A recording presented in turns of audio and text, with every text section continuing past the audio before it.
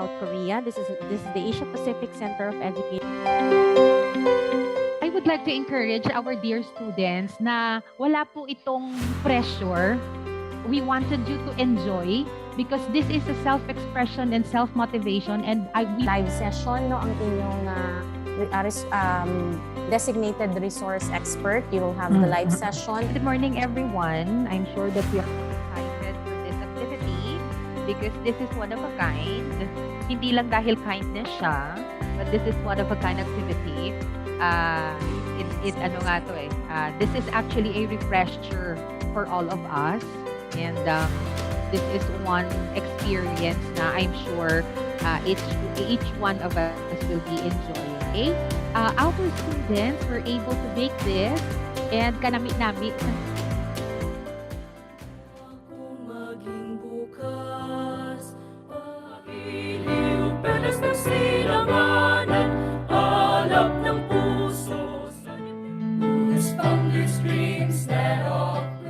We are all excited to know them, and we would like to spend the rest of this training for being here.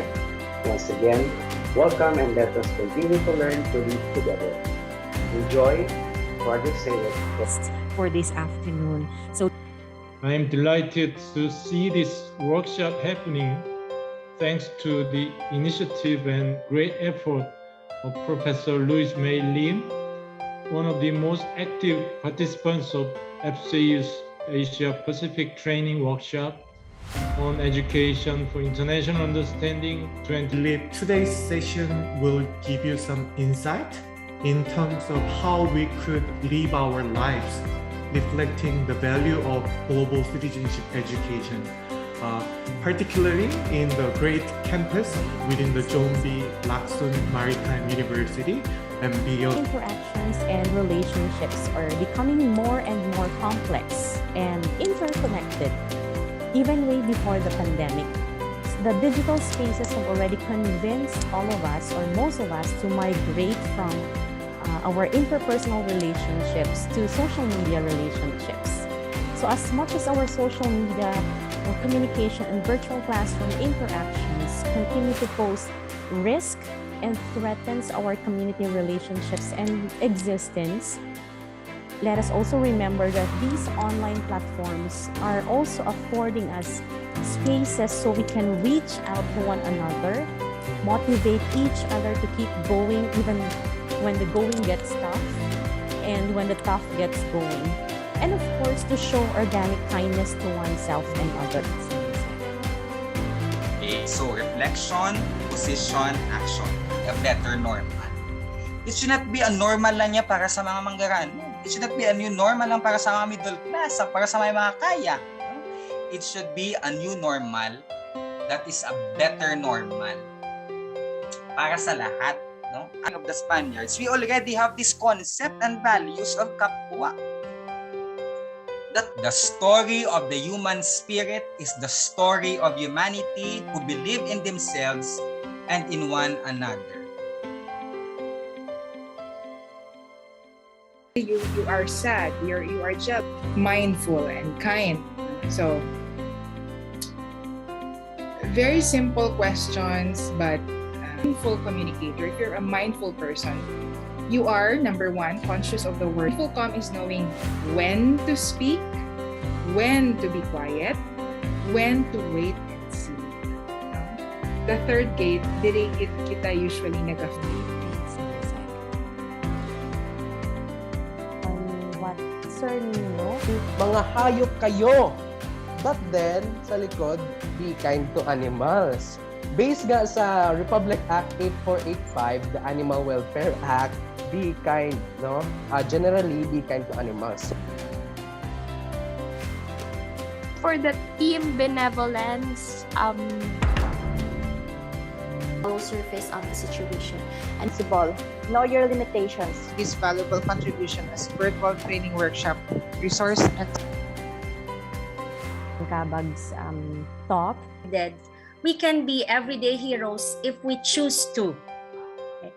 Simple acts of kindness build interpersonal to being you. So we wanted to trigger my also have this kind of compassion or being compassionate and Be clear in his intentions. Okay, so can heal, words can also kill. The virtue that we have to give to all those who are still alive, the physical care, and as always, now from the beginning, I have heard it's easiest.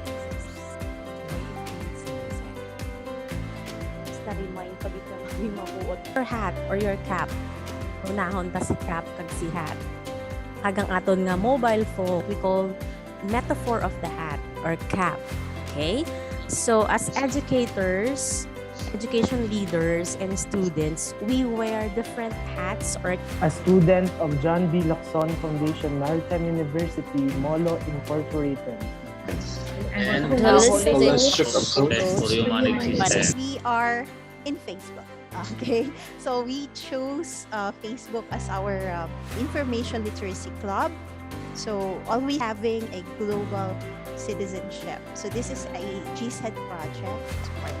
So it is expected that first award is given to those most engaged na participants, and we call them the eager beavers.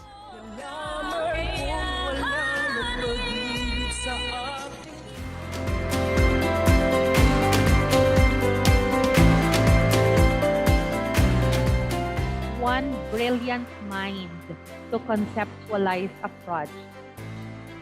But it takes one kind, humane, it takes one kind, humane, and generous community to realize a project.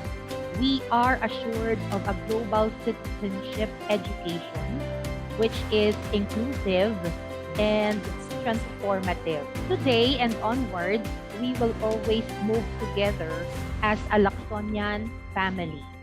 As we move forward, we will say, dapat all.